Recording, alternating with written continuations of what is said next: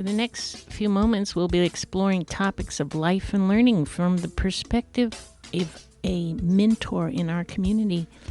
Our guest today is Billy D, as I like to call him, or DJ DJ Dyslexican. Yeah, that's it. Thanks, Billy. Hey, Thank you. Thanks for being here. Thank you so much for having me here, you guys. I appreciate it. What brings you to the Lab Radio Hour? I came to do a nice little interview with you guys. Check it out and see if you guys have any questions, or tell a little bit of a story. Maybe even do a little bit of music. Show you guys what it's all about. Hey, I've known you for a long time. I first met you at Doña Ana Community College, and you were doing Soulverse.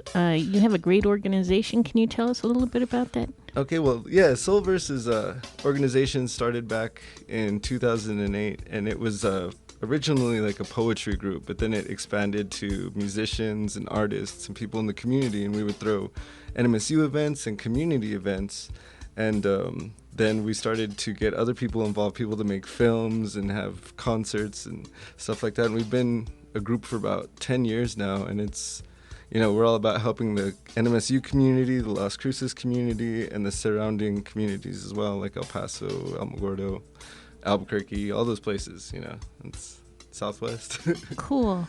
Hey, were you born in Las Cruces, and how did you get involved with Soulverse? Well, I was born and raised in Las Cruces, went to school here and did all this stuff here, and, went to college here.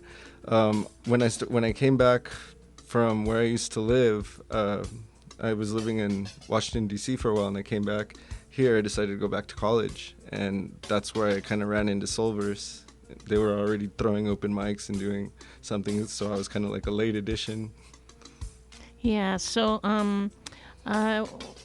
you started out you're not only a poet, but you're also a DJ. So can you tell us something about your specialty in that arena? Well, yeah, I actually do DJing and producing. I'm a musician. I play a few instruments, I'm classically trained with piano and stuff like that.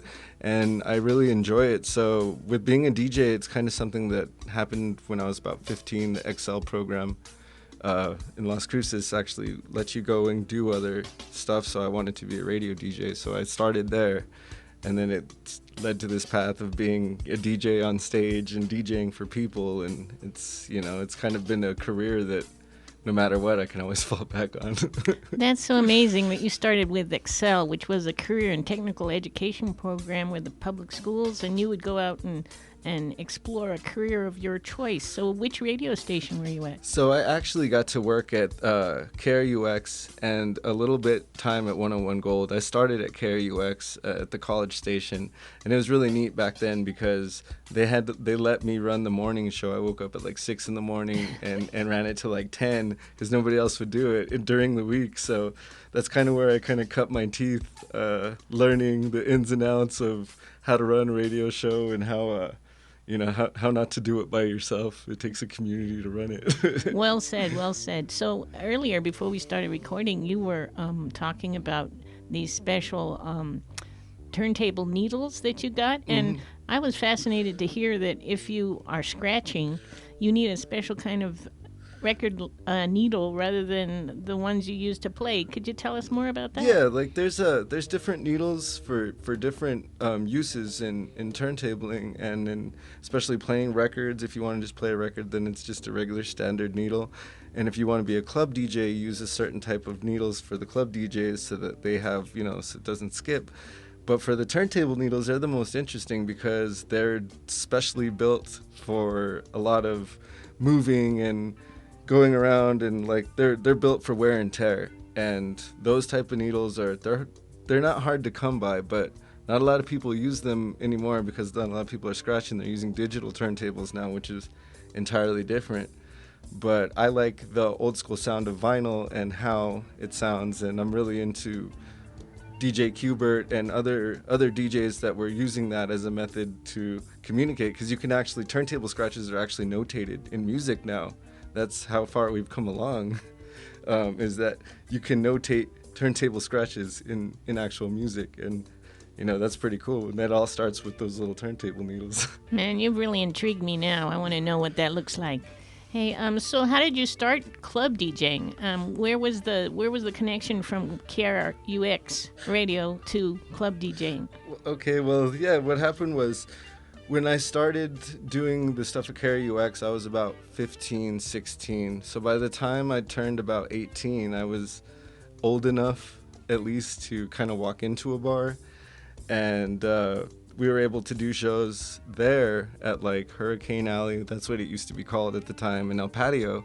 And that was kind of my first show. And it was actually Ike and Phlox, this one group. They gave us our first, because I was part of this little group that I had bought a mini disc player, and I was recording these people. So we had started a group. So they kind of gave our group a chance, and that was our chance. And then from there, I kind of realized, like, I liked being the DJ. Like, that was fun to me. It was kind of like I had a control over the whole show. And from there, it just, like, snowballed. Everybody needs a DJ or somebody to play music, so it just kept happening. And what about that process really gives you joy? I mean, why do you like doing it so much? I think it's kind of like composing music. Like, I feel like I'm a conductor in an orchestra sometimes. And also, I believe that it really gives you a sense of community. Like, it's like how a comedian or an actor or a stage play would be. You kind of feel the crowd. You feel the emotions of the crowd. Like, there's times where you get them moving and they don't want to stop, and you get them dancing. That's like the best part. But if they don't want to dance, then you have to kind of find what they like, or so it's very interesting. It's kind of spiritual and emotional at the same time, but very technical and very, you have to know what you're doing. It's science. Like, I have to count beats in my head sometimes, so I know which how to mix into another track if I'm going to do that, or this and that and the other.